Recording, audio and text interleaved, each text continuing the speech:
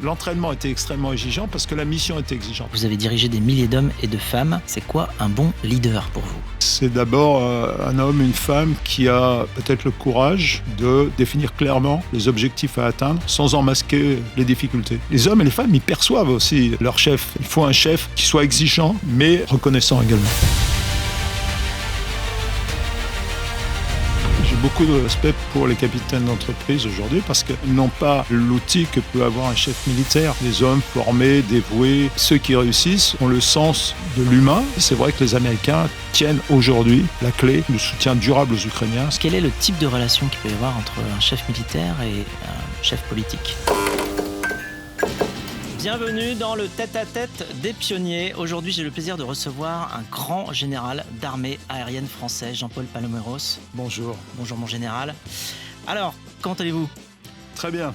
Très bien. Surtout dans cette émission. Voilà, c'est très gentil. Alors vous êtes un pionnier de l'art militaire en France. Vous avez été chef d'état-major de l'armée de l'air, commandant suprême allié transformation au sein de l'OTAN, grand officier de la Légion d'honneur, officier de l'Ordre national du mérite et vous avez reçu la médaille de l'aéronautique. Vous conseillez aujourd'hui les dirigeants politiques sur leur politique extérieure et vous donnez des conférences, entre autres. Tout au long de votre carrière, vous combinez à la fois l'expérience d'un commandant opérationnel et celle de pilote de chasse. Vous êtes un combattant de la guerre froide. C'est le conflit qui a traversé votre carrière. Vous intervenez dans de multiples parties du monde, notamment à Sarajevo en 1995. Vous conseillez aujourd'hui les chefs d'État. Vous avez notamment contribué à l'élaboration du programme de défense du candidat à l'époque Emmanuel Macron. Et aujourd'hui, vous êtes dans les pionniers parce qu'on s'intéresse à l'envers du décor, j'ai envie de dire, c'est-à-dire les motivations, les émotions, les apprentissages d'un parcours aussi exceptionnel que le vôtre. Et on va essayer, l'espace d'un instant, de se mettre dans la peau du général Jean-Paul Paloméros.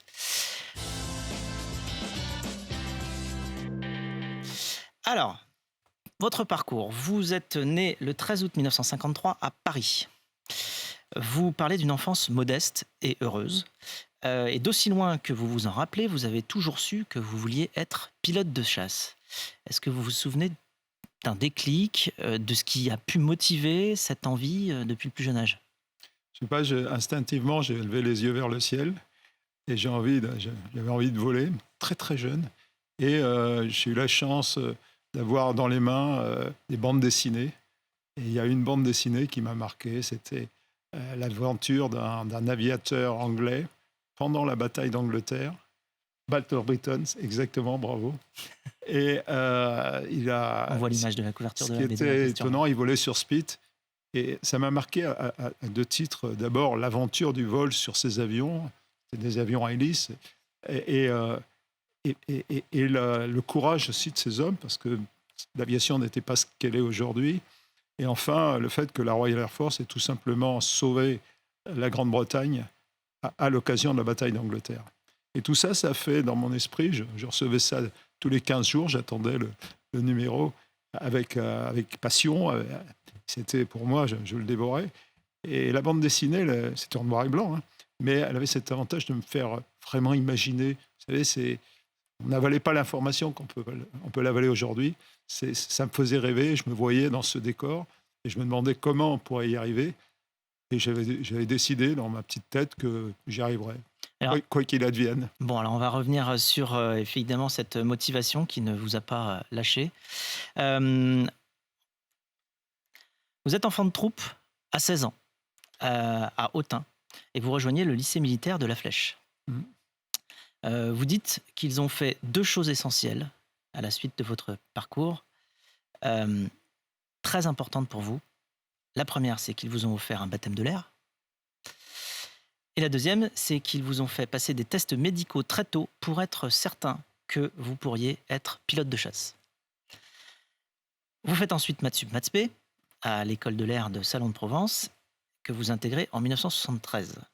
Pilote, lieutenant à 22 ans, commandant d'une patrouille à 27 ans, vous gravissez les échelons et vous évoluez très vite. De 96 à 98, vous commandez la base aérienne 120 de Cazaux. Vous devenez chef d'état-major de l'armée de l'air en 2009. Oui, ça va vite, hein. C'est-à-dire que là, on reprend beaucoup d'étapes. J'imagine que ça défile énormément dans votre tête en même temps, mais c'est un résumé, évidemment. Vous êtes également diplômé du Royal Air Force College en Grande-Bretagne, où vous recevez le prix Curtis des mains du chef d'état-major de l'armée de l'air britannique. C'est une expérience anglo-saxonne qui vous a beaucoup appris. Et honneur ultime, en 2012, vous devenez commandant suprême allié pour la transformation par le Conseil de l'Atlantique Nord, l'OTAN.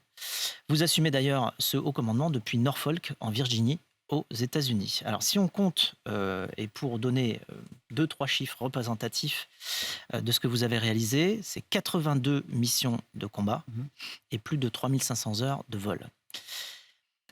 Alors, vous êtes avant tout un homme de terrain. Un homme de terrain dans les airs, mais un homme de terrain tout de même. Est-ce que vous pouvez nous parler de moments clés où vous avez eu peur sur le terrain?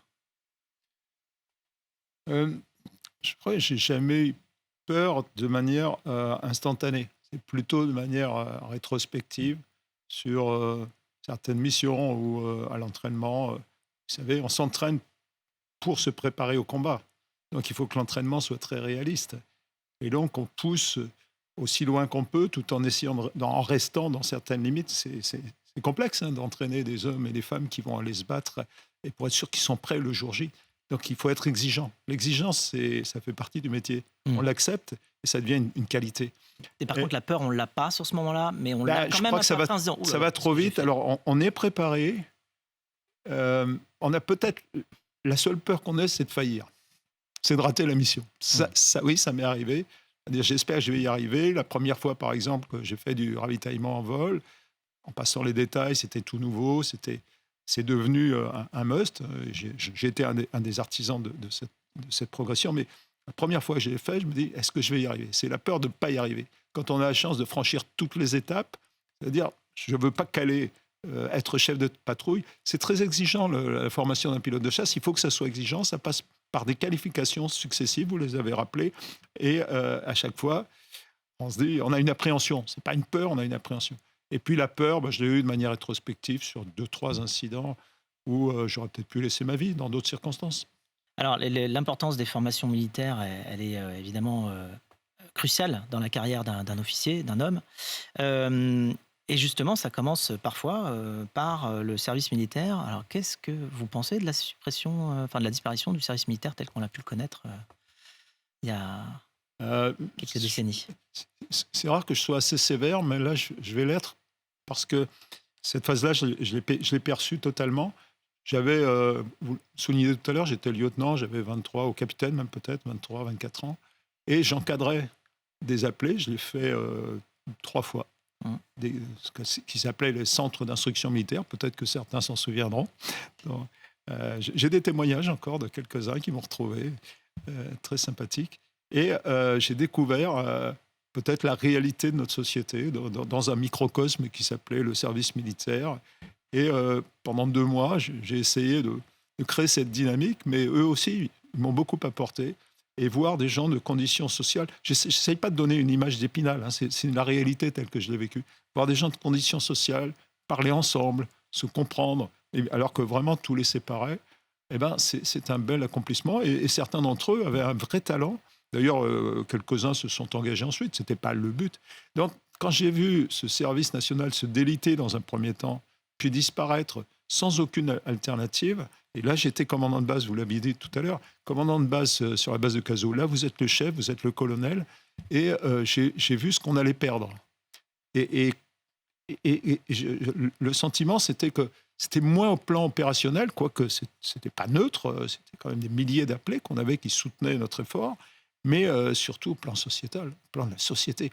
Et ce que je reproche un petit peu, c'est facile évidemment à dire, mais c'est que à un certain niveau, on n'ait pas compris la valeur sociale de cette intégration qu'était le service national, le service militaire. Et qu'on n'ait pas fait cet effort, il y avait des idées sur la table, qu'on n'ait pas fait cet effort d'imaginer ce que pouvait être un service national renouvelé, pas forcément sous les armes, mais global. Et je crois qu'on le regrette aujourd'hui. Et est-ce que vous avez discuté de certaines options, de propositions pour peut-être remettre une forme de service national, mais pas forcément sous sa forme, évidemment. Moi, ce que j'ai expliqué à ceux qui voulaient bien m'entendre au plus haut niveau politique, c'est que on ne pouvait pas restaurer le service militaire en tant que tel, mais qu'il y avait d'abord, me semblait-il, en toute modestie, un besoin de réinvestir dans notre éducation. Tout commence par là, notre éducation nationale, pour montrer quels sont les droits et les devoirs d'un citoyen, et puis ensuite d'aller plus loin. Et maintenant, je suis devenu un supporter de ce qu'on appelle la réserve. La réserve, les officiers, les sous-officiers de réserve. C'est-à-dire des gens qui soient... en ce qui concerne les armées, le service civique, c'est autre chose. Je trouve ça très bien, d'ailleurs. Il faut que les jeunes s'engagent au service de notre pays, le service civique, quel que soit le service. Pas forcément de manière militaire non plus. C'est juste s'engager. Mais en revanche, pour la nation. Ce que je sais, c'est que les réservistes jouent dans le fonctionnement des armées un rôle indispensable. Et là, il y a un message, c'est ne sacrifiez pas la réserve avec des économies de bout de chandelle. La réserve, c'est ce qui permet de tenir. Regardez en Israël, regardez en Ukraine, regardez sur tous les théâtres. Donc, plus d'investissement dans la réserve. Et les réservistes, et j'en connais un certain nombre, et j'espère qu'ils seront là pour m'écouter, mais je leur tire mon chapeau parce que c'est des gens qui ont des fonctions dans leur métier, qui viennent donner de leur temps. Ce n'est pas ce qu'ils touchent comme argent, je peux vous le dire, ce n'est pas pour la rémunération. Et qui sont prêts à donner pour leur pays. La moindre des choses, c'est qu'on leur rende. Et sans les réservistes, nos armées ne seraient pas ce qu'elles sont aujourd'hui. Alors, vous avez transformé l'armée de l'air, vous avez accepté de prendre le rôle de commandant suprême allié transformation de l'OTAN. Vous avez donc dû, à un certain moment, réussir à fédérer des soldats de 28 pays différents. J'ai une question simple. Comment on fait ? Il n'y a pas de baguette magique. Non, j'ai beaucoup réfléchi quand j'ai pris ce poste à ce qu'on attendait de moi. Et à ce que pouvait être la transformation. Alors derrière transformation, c'est magique, mais il y a cette idée aussi, il faut repartir quand même de l'essence de ce que c'est que l'OTAN, quoi. Une alliance de 32 pays aujourd'hui, à l'époque c'était 28, créée en 1949 par des gens qui, pour le moins, des hommes et des femmes qui étaient visionnaires et qui ont su créer cette alliance qui allait permettre, en particulier aux Européens, de prospérer dans la paix et dans la sécurité. C'est comme ça que cette alliance s'est élargie. Donc quand vous êtes à la tête du commandement de la transformation, c'est-à-dire le commandement qui prépare l'avenir de l'alliance, quand ça se passe entre 2012 et 2015, et en particulier en 2014, lorsque la Russie annexe l'Ukraine, vous vous dites, là, il va falloir faire un effort pour que l'OTAN puisse montrer sa crédibilité militaire. Fort de tout ça, lorsque les officiers, sous-officiers qui sont affectés par leur pays dans un commandement de l'OTAN, et typiquement celui de la transformation, arrivent, je crois que ce qu'il faut qu'ils comprennent, c'est qu'ils contribuent à une œuvre commune. Et certains n'ont pas les bagages. Vous savez, il n'y a pas d'école vraiment de la transformation. On dirait, est-ce qu'il y a une école ? L'école, c'est des gens qui ont servi en état-major, qui ont été confrontés aux réalités des opérations, qui ont préparé l'avenir. Et ça, en mélangeant tout ça, on y arrive. Et ce que j'expliquais au chef d'état-major qui me confiait ces hommes-là, ces femmes, il y en a beaucoup, c'est que je leur rendrais, quelques années plus tard, avec un bonus. Ils auraient appris collectivement ce que c'était que la transformation. C'est-à-dire l'art d'innover tout en construisant, en renforçant des fondamentaux, l'entraînement, les exercices, mais aussi intégrer toutes les bonnes idées, avoir une vision très claire et très exhaustive des évolutions possibles de l'environnement géostratégique. C'est comme ça qu'on éclaire le mieux l'avenir d'une institution, et en particulier celle de l'OTAN. Merci mon général Paloméros. C'est l'heure pour nous de plonger dans le monde de vos passions.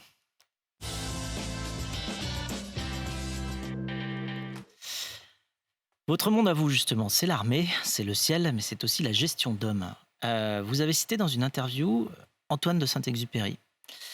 La grandeur d'un métier, c'est avant tout d'unir les hommes. Vous avez dirigé des milliers d'hommes et de femmes. C'est quoi un bon leader pour vous ?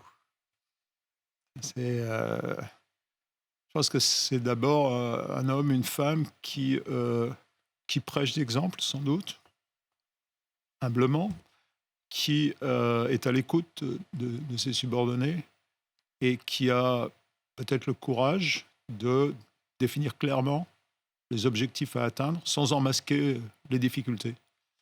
Et qui a aussi l'autre courage, peut-être, de savoir quand il s'est trompé et de l'accepter, Une forme sans en d'humilité faire, aussi. sans en faire une philosophie. L'échec, c'est quand même pas une culture. Mais non, je crois qu'en étant proche des hommes et des femmes et en reconnaissant, la reconnaissance, c'est très important, en reconnaissant leur service, mais aussi en leur montrant les limites, leurs défauts. C'est comme ça qu'on progresse. Ça a Bien été sûr. toute ma progression de pilote de chasse, ça a été toute ma Ouais. progression d'officier en état-major. J'ai beaucoup appris à écouter. Je pense que j'ai un certain sens de l'écoute et ça rentre bien. Parce que j'aime bien avoir différents types d'expériences. Quand je suis sur un plateau, parce que ça m'arrive assez souvent, moi j'écoute beaucoup ce que disent les autres pour essayer de m'imprégner de ça en disant ouais, tiens, c'est intéressant, ça va peut-être un petit peu remettre en question des idées qui pourraient être un peu reçues. Il faut qu'on travaille collaborativement. Je suis un fanat du travail collaboratif. Alors, sur cette photo, par exemple, donc on voit des hommes, des hommes en armée qui ont peut-être perdu la vie en combat. À quoi pense un chef militaire avant de prendre une décision qui peut changer des vies? Bah, il est formé pour ça et d'abord il va analyser la mission, il va analyser le contexte, il va se demander si ce qu'on lui demande est possible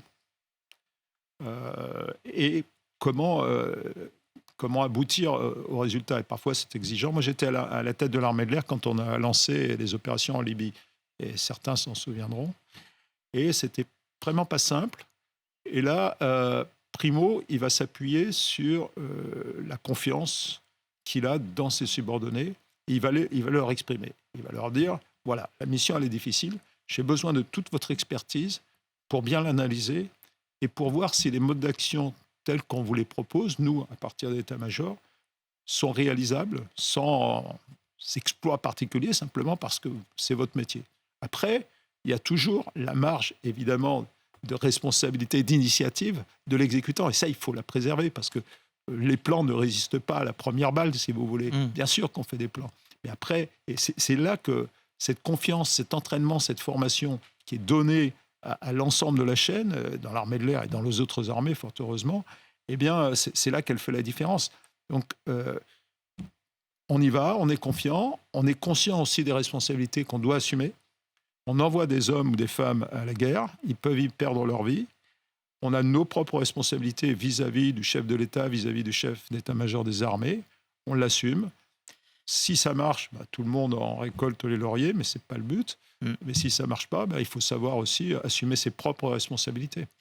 Des hommes et des femmes, vous avez œuvré pour la place justement des femmes dans l'armée. Comment avez-vous fait? Je les ai respectés. J'ai toujours pensé que les femmes étaient, entre guillemets, une ressource humaine, j'allais dire une richesse humaine. Je n'aime pas le terme ressource humaine. C'est une richesse qui était sous-exploitée, qui n'avait pas de raison. J'en ai beaucoup autour de moi qui étaient très, très valeureuses. Je regardais l'évolution de mes filles dans leurs travaux, dans leurs métiers respectifs. Je dis, mais toutes ces femmes-là, elles ont un potentiel extraordinaire. Et nous, on devrait les brider parce que, soi-disant, c'est un métier d'homme. Non, l'armée aujourd'hui, l'armée de l'air, c'est des centaines de différents métiers. Et aujourd'hui, fort heureusement, on a des femmes qui passent ces caps. Pourquoi elles ne les franchissaient pas? Il y avait une question de société aussi, qui voulaient fonder des familles, c'est normal. Donc, voilà, mais sans forcer les traits, parce que ça ne sert à rien. J'ai essayé d'aider effectivement les femmes à trouver leur place dans l'armée de l'air, et puis d'autres après moi aussi. Et je suis extrêmement satisfait de voir les résultats. Vous avez des femmes commandantes de base aujourd'hui, vous avez des femmes qui ont des vraies responsabilités. Peut-être demain, on aura une femme à la tête de l'armée de l'air et de l'espace. Et de toute façon, ça sera le choix de l'excellence. Donc, je ne me fais aucun souci, bien au contraire. Alors, on est allé chercher quelqu'un qui vous connaît bien, Bruno Berthet, ancien ingénieur général de l'armement et président d'Aresia, qui a donc une question pour vous. Mon général, cher Jean-Paul, dans ton exceptionnel parcours, tu as embrassé tous les aspects du spectre des problématiques de défense. Tu es donc parfaitement placé pour éclairer une thématique malheureusement d'actualité, toi qui étais déjà convaincu il y a plus de 25 ans de l'importance des drones sur un théâtre d'opération.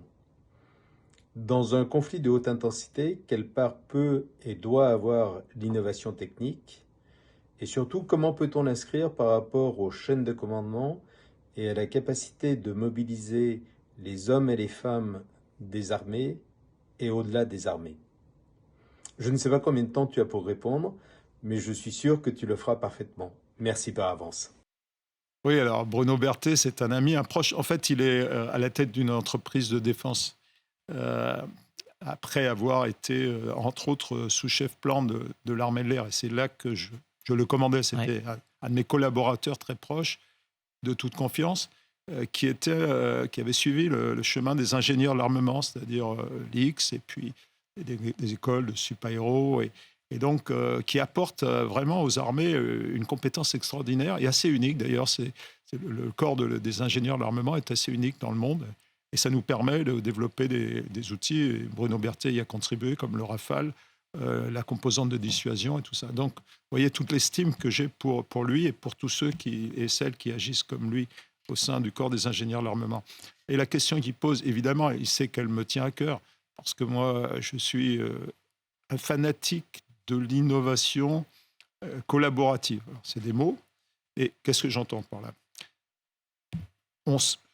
L'armée de l'air est bien placée, l'armée de l'air et de l'espace, puisque l'armée de l'air a intégré en quelque sorte cette dimension spatiale, à ma plus grande satisfaction, a bien compris qu'il fallait qu'elle s'adapte en permanence si elle voulait être au rendez-vous le jour J. Et que pour ce faire, d'abord, elle n'aurait pas les crédits dont bénéficie par exemple l'US Air Force. Nous ne sommes pas l'US Air Force, donc il faut faire autrement pour y arriver. Et malgré tout, sans être au-dessus de nos moyens, on est assez proche de l'US Air Force, je parle de l'armée de l'air française. Et donc, trouver ces moyens, alors les hommes et les femmes, on en a parlé, leurs compétences, c'est un moyen, effectivement, c'est même un moyen indispensable. Mais à côté de ça, vous avez la définition, c'est là la complexité, elle est là, la définition de systèmes d'armes qui vont servir pendant 20, 30 ans. Quand vous définissez le Rafale, qui est un avion très moderne, très, très, très performant, vous le définissez il y a 20 ans, 25 ans, 30 ans, vous devez déjà avoir une idée de la nature des conflits dans 30 ans, des technologies que vous aurez à votre disposition et de l'environnement, en gros, géostratégique dans lequel ce système d'armes évoluera. C'est vrai pour tous les grands systèmes, le porte-avions pour l'aéronautique navale, tous les grands systèmes sont confrontés. Donc, l'idée, c'est que comme on sait qu'il va falloir s'adapter parce que les technologies, et en particulier les technologies du numérique, évoluent en permanence, eh bien, c'est de créer des systèmes qui soient modulaires et ça, de le faire en équipe pour intégrer progressivement de nouvelles capacités. C'est exactement ce qu'on a fait sur le Rafale. Il en est au 4e standard maintenant, parce qu'on l'avait conçu comme ça, en disant la guerre va évoluer, on aura besoin d'adapter d'autres armements, peut-être d'autres équipements de guerre électronique, et on va le faire. On ne va pas en faire un objet statique qui sera là pendant 20 ans avec ses capacités initiales, pas du tout. On l'a adapté, on adapte ses armements pour être le plus efficient possible. Et en faisant cette analyse, on en arrive, et j'en suis arrivé assez tôt dans ma carrière, à me dire, vis-à-vis des capacités de l'armée de l'air, des drones, c'est loin d'être idiot. J'ai découvert ça en particulier en 1995, vous l'avez dit, j'étais en Bosnie. C'est la première fois que j'ai vu voler des drones Predator, les ancêtres des drones américains d'aujourd'hui, au-dessus de la Bosnie. Ils volaient pendant 7 heures, ils venaient d'une base en Hongrie et ils transmettaient en temps réel des vidéos et des photos, mais surtout des vidéos, au centre d'opération aérien qui était de l'autre côté de l'Adriatique, en Italie. Je me suis dit, mais voilà l'outil qu'il nous faut. Donc, j'ai essayé de me débattre comme je pouvais avec Bruno Berthet et bien d'autres pour faire comprendre que ça devait rentrer dans l'inventaire de nos armées, mais ça a pris du temps. Ça a pris du temps parce que comme on travaille sous une forte contrainte budgétaire depuis des années, depuis la fin de la guerre froide, et c'est toujours le cas aujourd'hui, eh bien, lorsque vous voulez faire rentrer une nouvelle capacité, il faut en faire sortir une autre. Et là, c'est là que commencent vos difficultés. Mais je pressentais que les drones joueraient un rôle, et je serais intarissable là-dessus, parce que si on regarde aujourd'hui la manière dont les Ukrainiens ont transformé leur armée, ils ont une capacité de production de drones. Malheureusement, ils n'ont pas assez d'argent, mais c'est incroyable ce qu'ils font. Les drones chinois, il faut savoir qu'ils sont plus performants que les drones américains, les drones qui sont donnés ou vendus aux Ukrainiens. Les drones sont en train de révolutionner, ce n'est pas une surprise.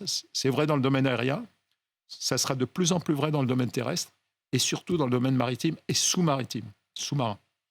Donc on n'est qu'à l'aube de cette révolution. Merci beaucoup, mon général. C'est le temps pour nous de faire une petite pause. De retour dans le tête-à-tête des pionniers avec Jean-Paul Paloméros, ancien général de l'armée de l'air.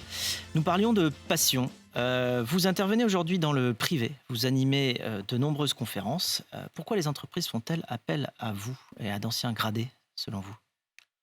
Je pense que c'est sans doute nos compétences, et c'est le cadre dans lequel on a exercé nos responsabilités qui les intéressent.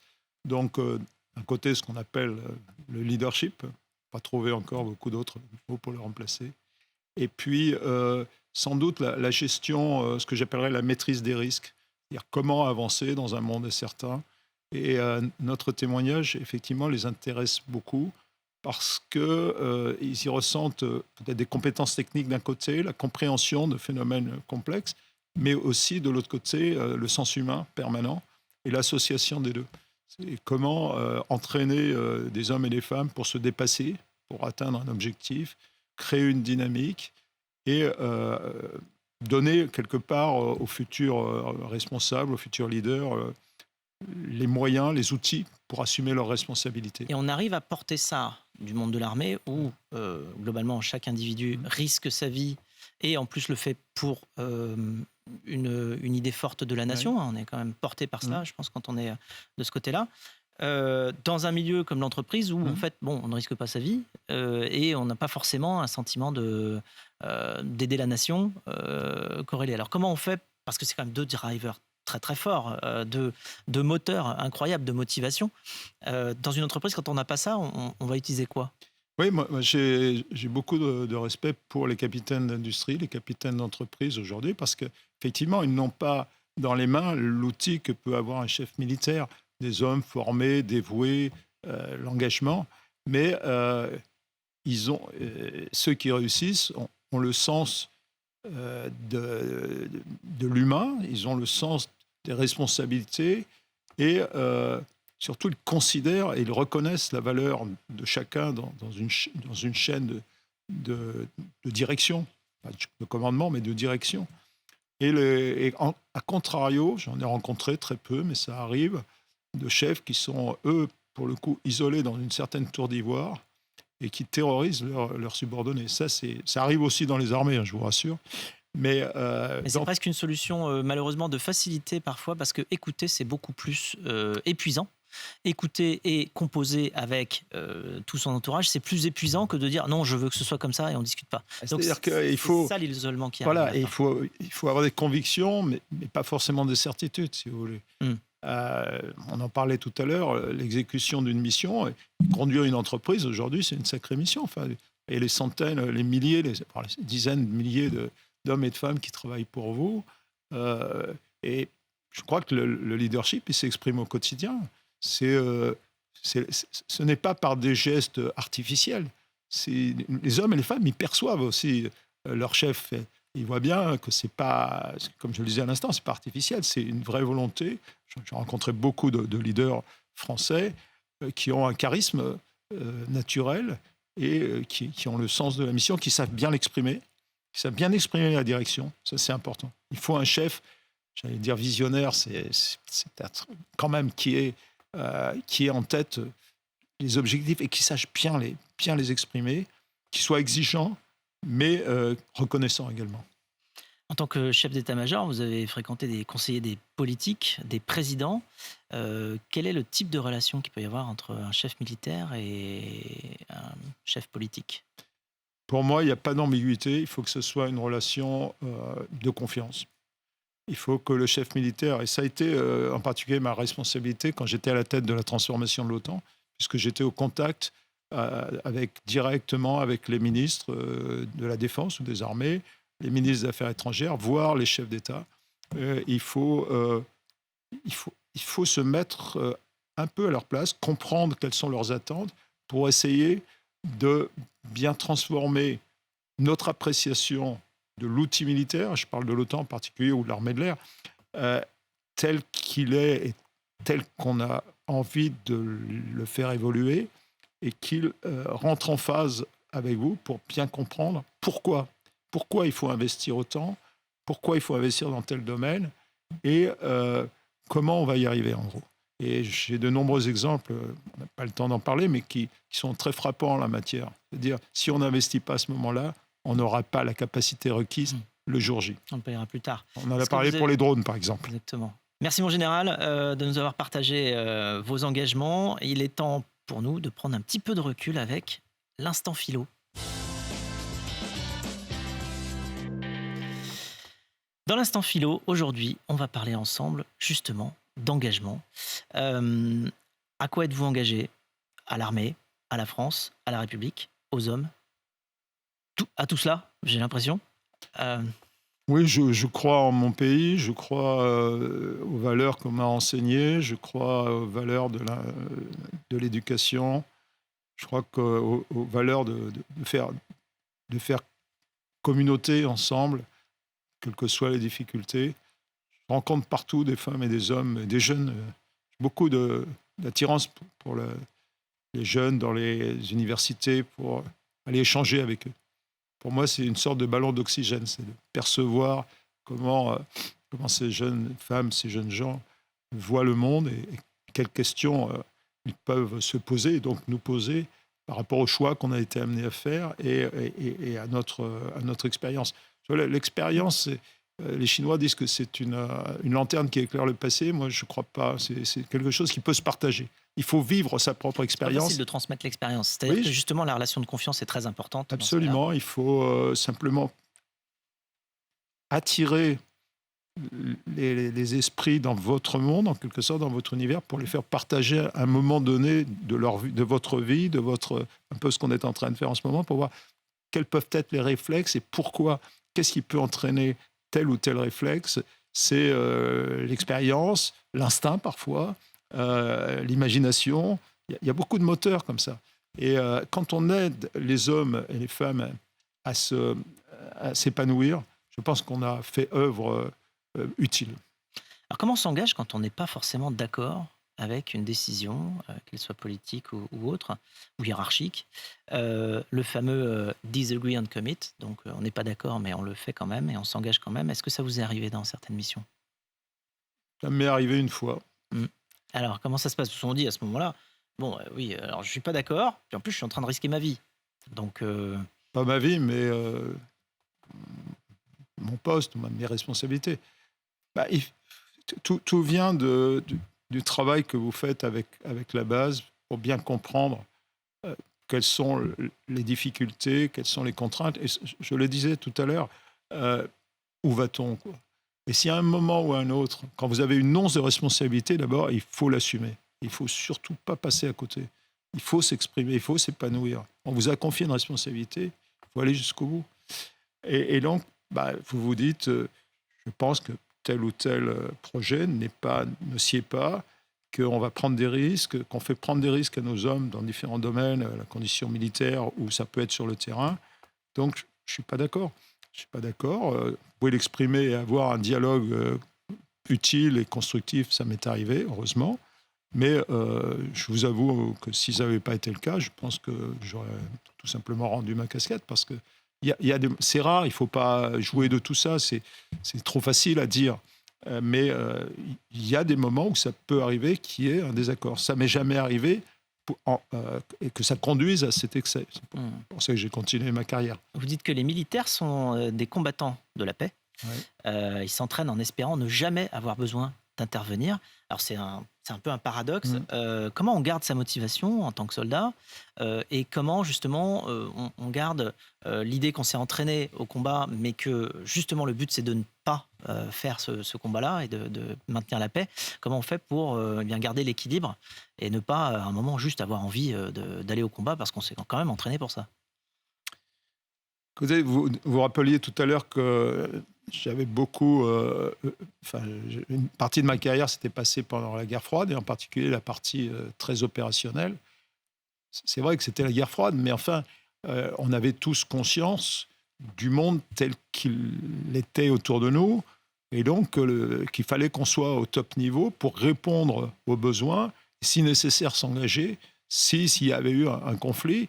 Et Dieu sait si on est en train de redécouvrir un petit peu tout ça, mais si les contraintes étaient exigeantes, on s'entraînait dans des abris enterrés, On s'entraînait contre la menace chimique, des choses qu'on ne fait plus guère aujourd'hui. Donc c'était extrêmement exigeant. L'entraînement était extrêmement exigeant parce que la mission était exigeante. Et pourtant, il n'y a pas eu de combat en tant que tel. Oui.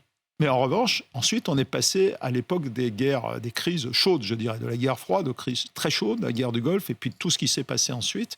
Là, évidemment, les hommes et les femmes que vous commandez, ils vivent ça au quotidien. Donc, c'est même plus une question.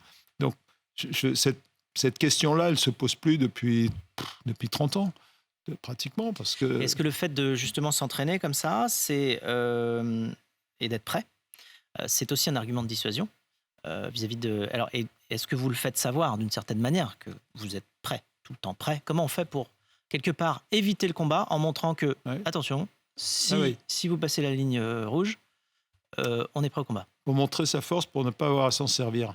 C'est exactement une des responsabilités que j'avais dans mon autorité de commandement de la transformation de l'OTAN. C'était la préparation des grands exercices et la formation des hommes et des femmes.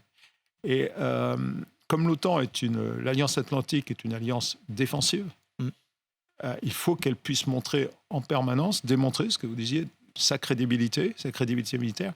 Et le meilleur moyen de le faire, c'est la mise en place de grands exercices qui montrent la force collective aujourd'hui de 32 pays, ou la force d'une armée de l'air au sein d'un dispositif, ou la forme de la marine quand elle se déploie, ou des composantes terrestres. Donc, oui, bien sûr, la démonstration de force, c'est regardez ce que nous sommes capables de faire. On n'est pas agressif, on ne vous en veut pas, mais sachez ce que vous avez en face de vous.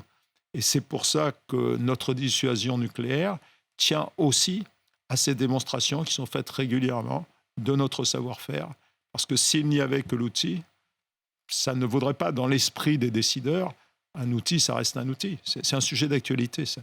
Mais en revanche, quand vous voyez toutes ces démonstrations de mise en œuvre et qui vont vraiment le plus loin possible, là, vous vous dites, c'est sérieux. On a affaire à des gens sérieux qui connaissent leur mission, plutôt intérêt à ne pas les agacer. Démontrer sa force pour ne pas avoir à s'en servir. On passe maintenant à l'actu.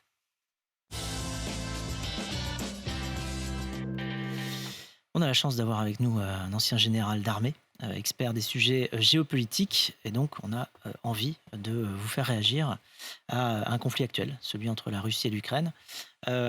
Quitte à détonner, vous n'avez pas une vision toute noire ou toute blanche de ce conflit. La nuance est un problème aujourd'hui? Oui, parce que, si vous voulez, il ne faut pas tomber, me semble-t-il, dans les choses trappes de l'extrême, voire de l'extrémisme. Il est clair, pour parler de ce conflit précisément, que toute ma volonté, tout mon cœur va vers mes sentiments vont vers les Ukrainiens. Je les ai connus. On a travaillé pour que l'OTAN puisse les aider. Mais ça ne veut pas dire que le soutien aux Ukrainiens n'est pas sans questionnement vis-à-vis de leur stratégie, vis-à-vis de ce qu'ils font, pour les aider ou pour mieux comprendre quels sont leurs besoins. D'un autre côté, les Russes, c'était une nation fortement respectable. On travaillait avec eux. Il faut comprendre aussi pourquoi ils en sont arrivés là. C'est plutôt une question de politique interne. Mais je pense que l'excès est mauvais en toute chose. Dire, par exemple, que la Russie, j'ai entendu ça sur les plateaux, va s'écrouler. Je n'y crois pas l'ombre d'un instant. Dire que les Ukrainiens, eux-mêmes, vont s'écrouler, ça, je dois avouer qu'au début, j'y pensais. Il faut avoir l'honnêteté de le dire. Parce que ça paraissait totalement disproportionné. Et ensuite, comprendre pourquoi et comment ils ont réussi à résister, ça, c'est passionnant. Se dire comment ce peuple-là s'est préparé pour être plus résilient, et c'était important. Comment peut-il faire encore aujourd'hui pour se battre? Et comment nous, occidentaux, pouvons-nous l'aider au mieux? Voilà, c'est ça les vraies questions. Ce conflit? Je dirais que sans les Américains, c'est difficile. Parce que notre outil de défense n'est pas dimensionné pour ça. C'est aussi simple que ça. Et je parle des Européens. Je suis un Européen convaincu, mais pas totalement hors sol. Je sais ce que c'est la difficulté qu'il peut y avoir à construire des forces communes et une défense commune en Europe, mais ce n'est pas pour ça qu'il ne faut pas essayer. Mais en contrepartie, c'est vrai que les Américains tiennent aujourd'hui la clé du soutien aux Ukrainiens, du soutien durable aux Ukrainiens, ce qui fait poser évidemment une interrogation assez terrible pour les Ukrainiens vis-à-vis des élections à venir. Alors, on ne gagne pas une guerre sans prendre de risques. Est-ce que l'Ukraine prend trop de risques, pas assez de risques aujourd'hui? Quand on est dans la situation de l'Ukraine, vous prenez tout le risque nécessaire et, je dirais, acceptable. Enfin, c'est chacun. M. Zelensky, ses commandeurs sont les mieux placés pour les assumer. Et c'est terrible parce qu'on voit bien le dilemme pour un chef d'État, un chef des armées à ce moment-là. C'est soit on donne tout pour se défendre et on envoie, j'allais dire, au casse-pipe à la guerre tous les jeunes, on mobilise, ou alors on essaye de trouver, et c'est ce qu'a fait M. Zelensky, on lui souhaite toute réussite, un équilibre entre la vie de l'Ukraine, la vie active, et puis cet engagement au combat. Mais c'est des questions qui sont extrêmement difficiles, parce que c'est vrai que perdre sa belle jeunesse, comme ça a été le cas pour nous pendant le XXe siècle, au front, c'est évidemment terrible pour un responsable politique et militaire. Alors nous passons maintenant à une séquence plus légère de l'émission, une séquence de questions rapides qui s'appelle le Quizella. Le Quizella, c'est une séquence dans laquelle c'est un ping-pong de questions-réponses. Donc je pose des questions et vous y répondez de la manière la plus rapide possible. Attention, vous êtes prêts? C'est parti. L'engagement en 3 mots. La volonté, l'expertise et la confiance. La République en 3 mots. La fraternité, l'équité et la foi en l'avenir. L'équité, pas l'égalité. C'est très intéressant, c'est effectivement une belle notion qui rééquilibre les choses. La France en 3 mots. Le plus beau pays, le plus exigeant et le plus grand amour. Un mot pour décrire l'état d'esprit de la France que vous aimez. La France qui se bat, la France qui espère, la France qui gagne. Et alors, un mot pour décrire l'état d'esprit de la France qui vous blesse. La France qui tombe dans le désespoir, la France qui ne croit plus en elle-même, la France qui n'a plus confiance dans ses jeunes générations. Votre potion magique à vous. Votre potion magique à vous.